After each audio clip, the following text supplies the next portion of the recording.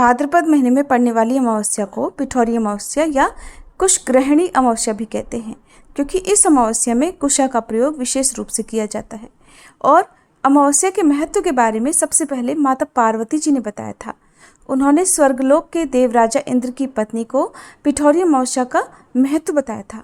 माता पार्वती ने बताया था कि इस व्रत को रखने से जीवन में बच्चों को सुख और समृद्धि मिलती है और वे बहादुर बनते हैं।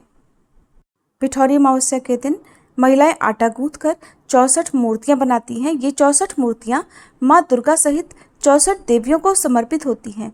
इस दिन इन्हीं मूर्तियों की पूजा करके महिलाएं संतान की प्राप्ति और उनके स्वस्थ जीवन की भी कामना करती हैं। पिठौरी अमावस्या का व्रत केवल सुहागिन महिलाएं ही कर सकती हैं। कुंवारी कन्याएं इस व्रत को नहीं करती।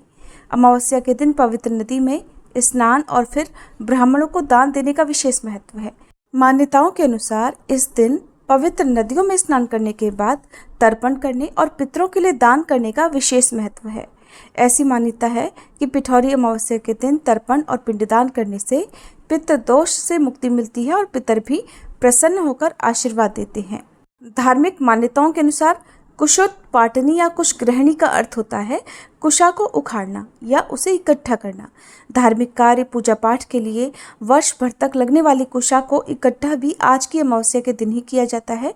किसी भी अमावस्या को उखाड़ी गई कुश का प्रयोग 1 महीने तक किया जा सकता है, लेकिन पिठौरी अमावस्या के दिन उखाड़ी गई कुशा को आप पूरे 1 वर्ष तक प्रयोग कर सकते हैं, जो कि पितृपक्ष में भी प्रयोग की जाती है।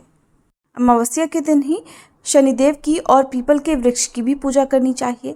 शनिदेव की पूजा करने से कुंडली में शनि ग्रह की स्थिति मजबूत होती है। पितरों से संबंधित जो भी दान पुण्य का कार्य है या तर्पण का कार्य है, वो दोपहर में यदि अभिजीत मुहूर्त में किया जाए तो उसका फल जल्दी प्राप्त होता है।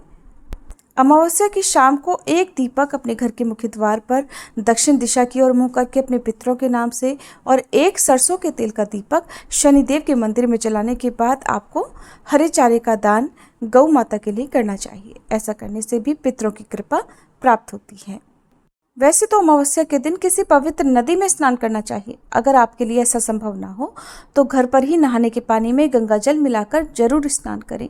साथ ही यदि संभव हो तो अपने पितरों के नाम से एक पवित्र पौधा आप किसी भी सार्वजनिक जगह पर नदी या तालाब आदि के किनारे भी लगा सकते हैं।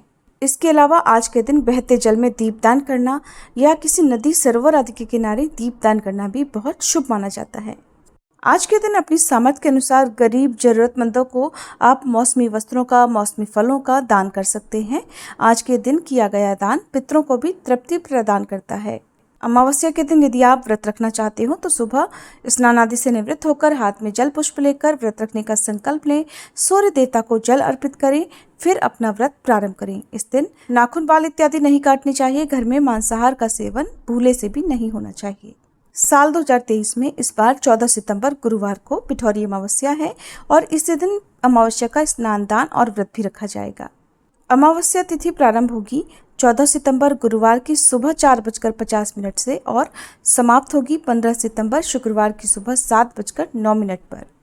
14 सितंबर गुरुवार को सूर्योदय सुबह 6:16 पर, सूर्यास्त शाम 6:28 पर रहेगा। ब्रह्म मुहूर्त सुबह 4:40 से 5:28 तक रहेगा। अभिजीत मुहूर्त का समय रहेगा सुबह 11:58 से दोपहर 12:46 तक। अभिजीत मुहूर्त में आप पितरों के नाम से दान, तर्पण आदि कार्य कर सकते हैं। इस दिन साध्य शुभ योग भी रहेगा। साथ ही इस दिन के समय राहुकाल नहीं है, इसलिए आप सारा दिन अमावस्या का दान दे सकते हैं। अमावस्या के दिन अपने पितरों के नाम से छत पर कौवों के लिए पानी और भोजन जरूर रखें। गौ माता को गौग्रास दें। ये थी आज की वीडियो। उम्मीद है जानकारी आपको पसंद आई होगी। वीडियो अच्छी लगी हो तो लाइक जरूर कीजिएगा।